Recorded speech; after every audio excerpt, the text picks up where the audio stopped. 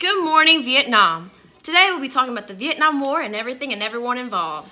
Let's start this beautiful morning off with a brief summary of Geneva, the Swiss city-state which has today become a major city in Switzerland.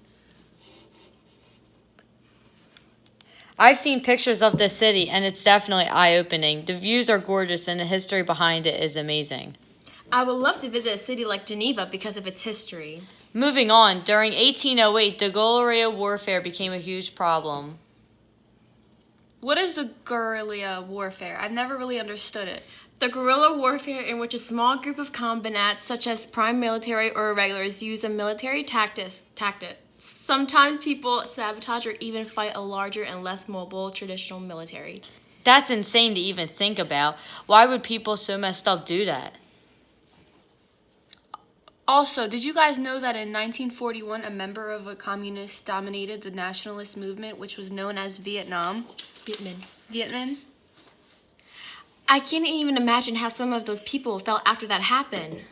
I would never be able to deal with some of the problems these people had to deal with. A very interesting topic is the Pentagon Papers, which was involved in Vietnam in 1945. This was the name given to a top-secret Department of Defense study of the U.S.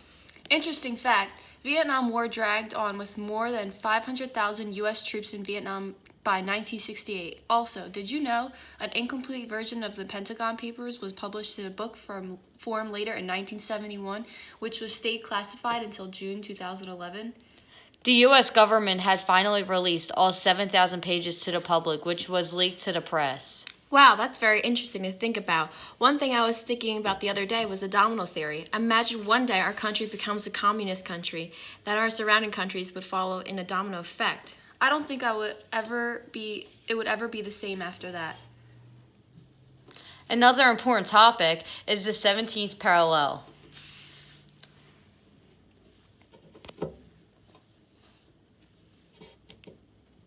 This was the provisional military demarcation line established in Vietnam by Geneva Accords. Also, the Battle of DBP was the decisive engagement in the First Indochina War. Speaking of that, Vietnam forces overran the bases in the early May, prompting the French government to seek an end of the fighting with the signing of the Geneva Accords in 1954. In 1954, the Geneva Conference was a conference among several nations that took place in Geneva, Switzerland from April 26th to July 20th. The main purpose of the Ho Chi Minh Trail was to elaborate system of the mountain and jungle paths and trails used in North Vietnam to infiltrate troops and supplies in South Vietnam. Both North and South Vietnam worked hard together to make things work. The year of 1960 is when they had America, who their country was fighting in Vietnam. They had called it Viet Cong. The origin of the Viet Cong began with the Geneva Accords of 1954. Also, in 1970, Hawks vs. Doves occurred in which divided the country into two different sections, people who wanted war and people who didn't. The Hawks believed that due to the aggression of North Vietnamese, it forced the U.S. into war. Doves thought that the problem in Vietnam was the Civil War. Throughout 1961 through 1971, a herbicide chemical called Agent Orange was one of the tactics used.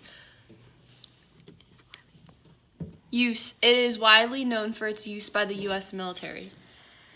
In 1964, the Gulf Atlantic authorized President Johnson to take all necessary measures to repel any armed attacks against the forces of the United States and to prevent further aggression by the communist government. Also, in 1964, war protest was very common. Opposition of the U.S. involvement in the Vietnam War began with protests. From March 1965 to October 1965, Operation Rolling Thunder was the codename for an American bombing campaign during the Vietnam War. U.S. military aircraft packaged targets throughout the North Vietnam.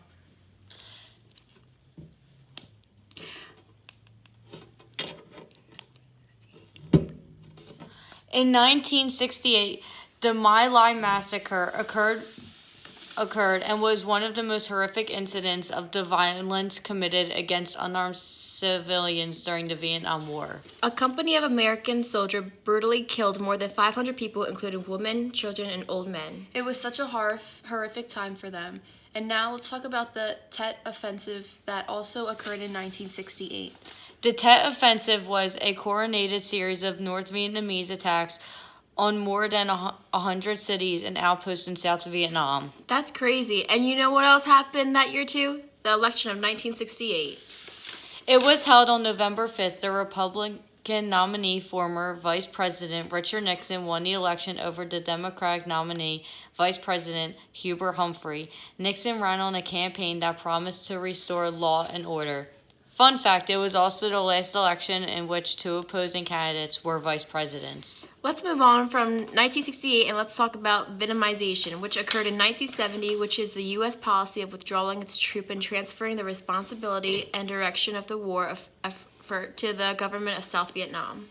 In 1973, the United States, South Vietnam, Viet Cong, and North Vietnam formally signed an agreement ending the war and restoring peace in Vietnam in Paris, called the Paris Peace Accord.